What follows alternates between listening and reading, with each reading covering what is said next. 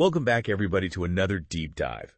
This time we're taking a look at Conway's Law, and I'm really excited to explore this one. We too. It's this fascinating idea that the way your team is structured, it actually shapes the software that you design. Yeah. Which is just wild when you think about it. Yeah, it's a really intriguing concept. For our listeners out there who are interested in project management, this deep dive is going to be super relevant to your work. For sure. Have you ever felt like your team's dynamics just end up reflected in your projects? All the time. It's everyone's stepping on each other's toes or not talking, and then your code looks the same way. Exactly. And Conway's Law might actually explain why that's happening. So let's back up a little bit. Okay. What is Conway's Law? Well, back in 1968, Melvin Conway, he had this idea that organizations design systems that are basically copies of their own communication structures. Copies. Yeah, like mirror images. That's a powerful statement. It is. And, it sounds simple on the surface, but it has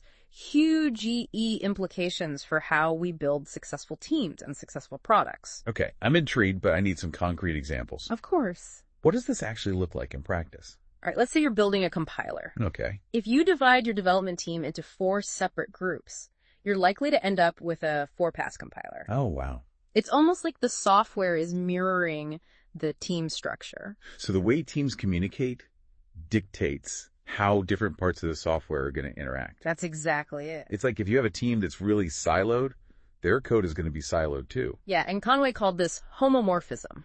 What? Homomorphism. All right, so break that down for me. Think of it like building a house. Okay. You've got separate crews for the foundation, the framing, the electrical, and the plumbing, right? Right. Well, the way those crews are organized is going to be reflected in the layout of the house. Oh, that makes sense. So you'll have these separate, distinct systems, just like the separate teams that built them. Gotcha. And, speaking of separate teams, Conway was pretty wary of over-assigning people to a project, wasn't he? He saw that as a recipe for disaster. Because too many cooks in the kitchen, too much communication. Right. That can lead to chaos, and then your system design is going to reflect that same chaos. So too many people on a project can actually make things worse, not better.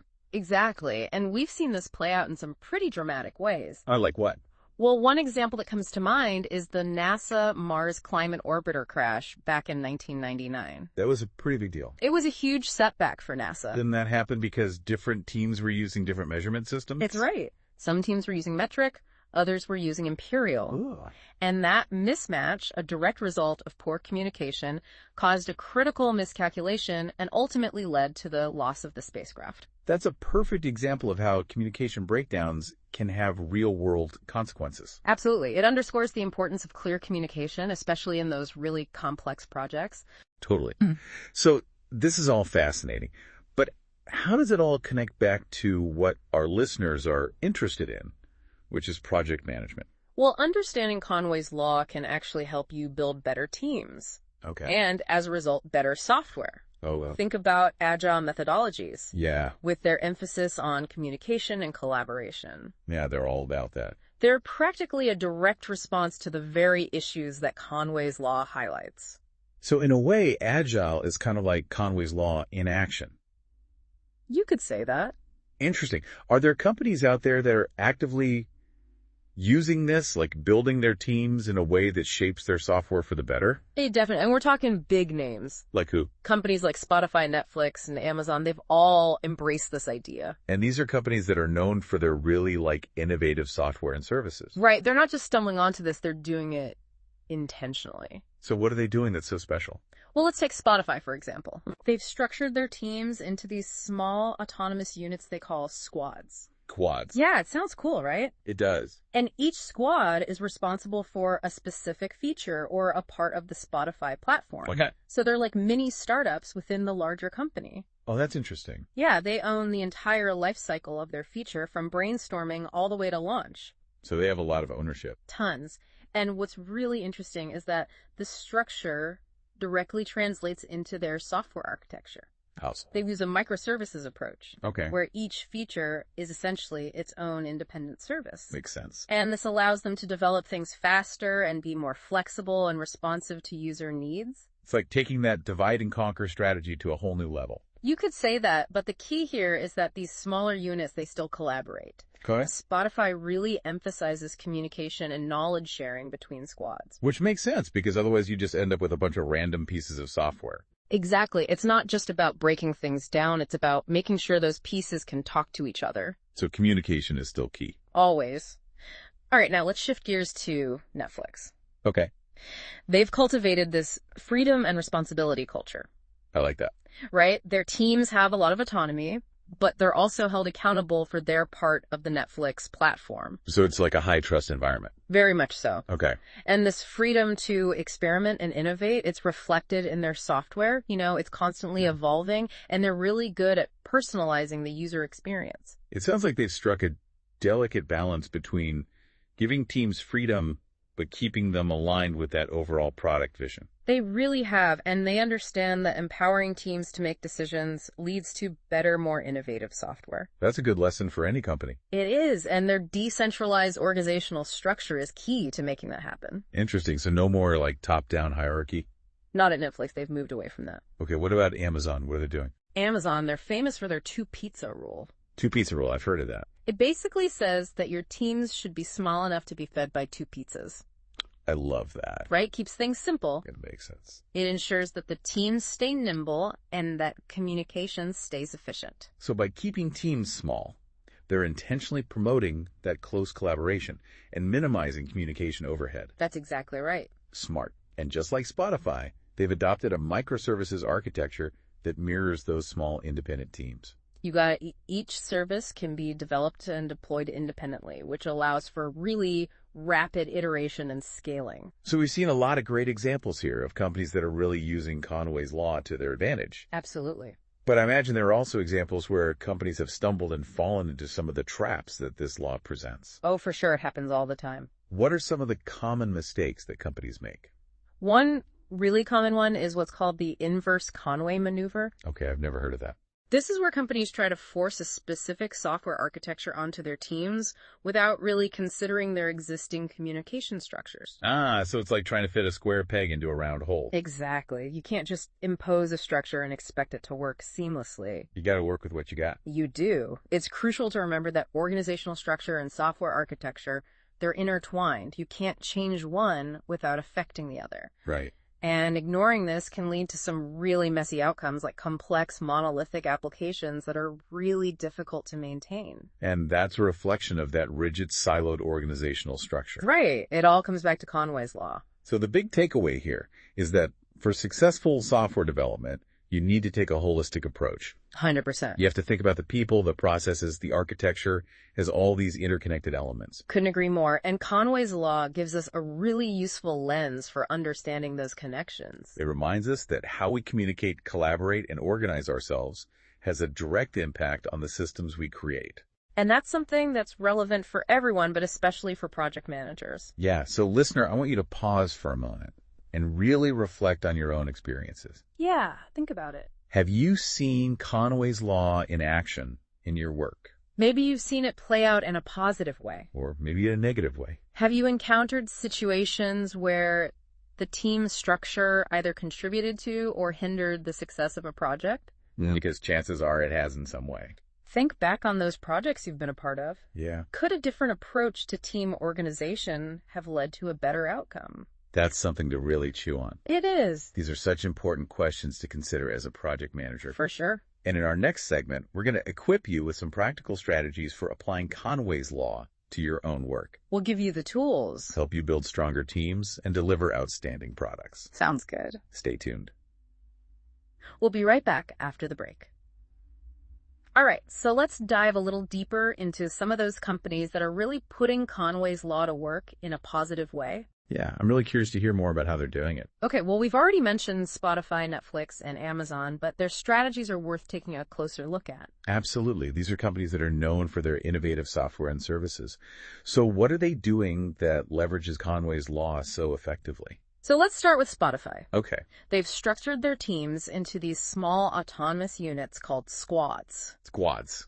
I like that. Right? It sounds kind of cool. It does. And each squad is responsible for a specific feature or part of the Spotify platform. So they're like mini startups within the larger company. Exactly. And they own the entire life cycle of their feature, from brainstorming to launch and deployment. Wow, so they have a lot of ownership over their little piece of the pie. They do, and what's really interesting is that this structure, it directly translates to their software architecture. How so? Well, they use a microservices approach where each feature is essentially its own independent service. That makes sense. And this allows for faster development and more flexibility to respond to user needs. It's like taking that divide and conquer strategy to a whole new level. You could say that, but the key here is that these smaller units are highly collaborative.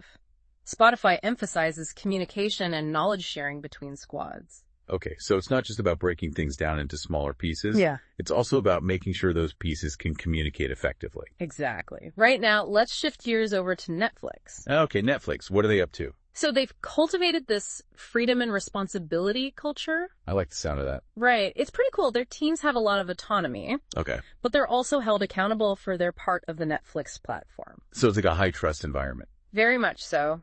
And this freedom to experiment and innovate, it's reflected in their software. It's constantly evolving, and they're really good at personalizing the user experience. It sounds like they've struck this really delicate balance between giving teams freedom, but also keeping them aligned with the overall product vision. They have, and they understand that empowering teams to make decisions leads to better, more innovative software. And their decentralized organizational structure is key to making that happen. Exactly. No more top-down hierarchy. Interesting. All right, so we've covered Spotify, we've covered Netflix. What about Amazon? How are they leveraging Conway's Law?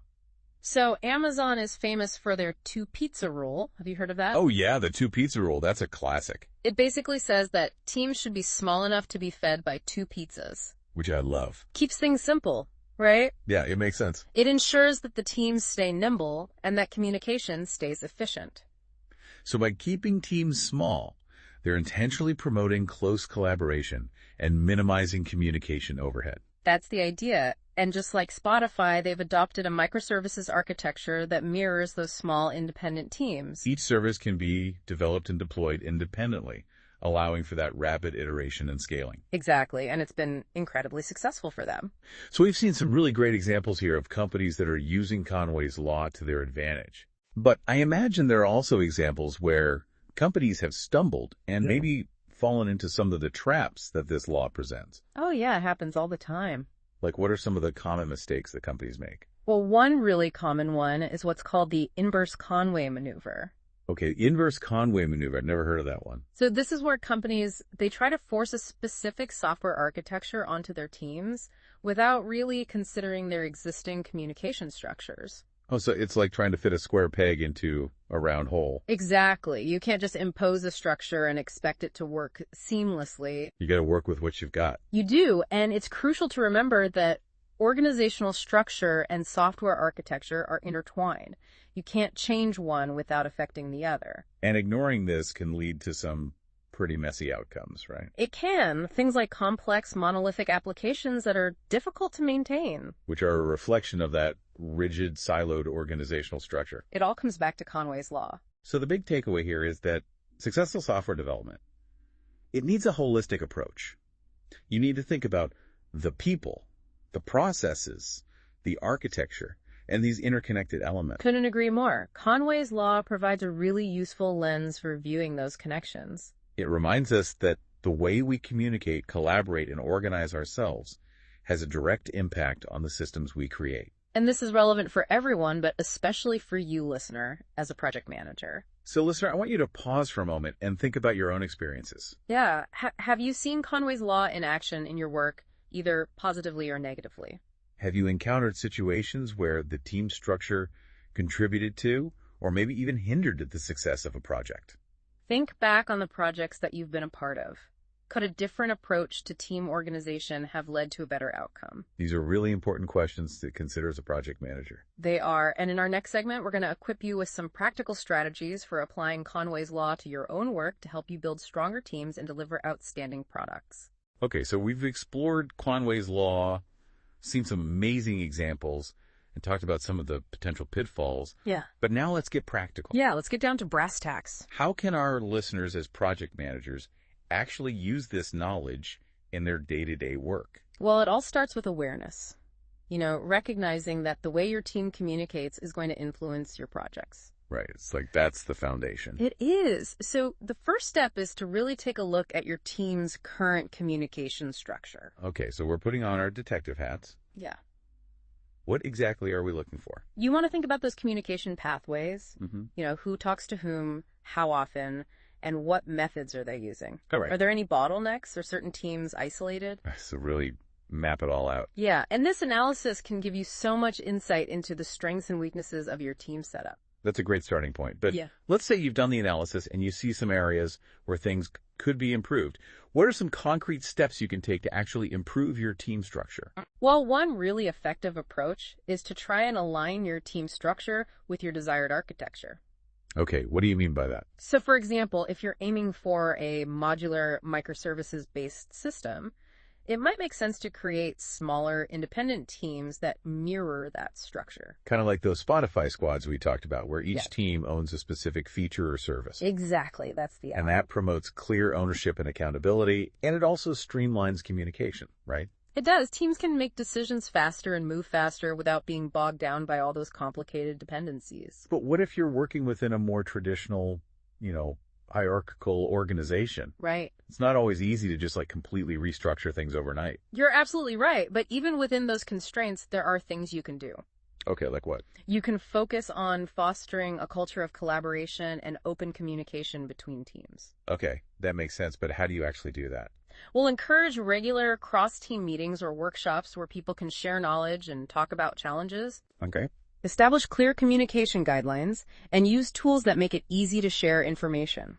So make it easy for people to actually talk to each other. Right, and even small steps like that can make a big difference. It's not just about the tools and processes though, right? No, it's not. Building those personal connections between team members is super important. It is. It's huge. So how do you do that? We'll encourage social interactions, team building activities, even just casual conversations. So create opportunities for people to connect on a human level. Exactly, because the better people know each other and trust each other, the better they'll communicate. So listener, here's a thought-provoking question for you.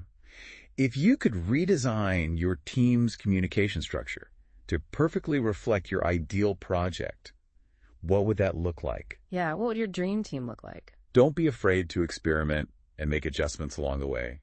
Try different things, get feedback, and refine that team structure over time.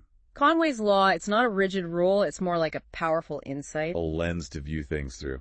Exactly. And by understanding the relationship between communication and design, you can use it to your advantage to build more cohesive teams, develop better software, and create a much more satisfying user experience. That's a great point to end on.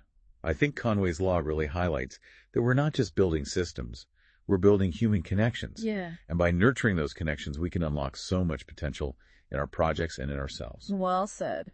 Thanks for joining us for this deep dive into Conway's law. We'll see you next time.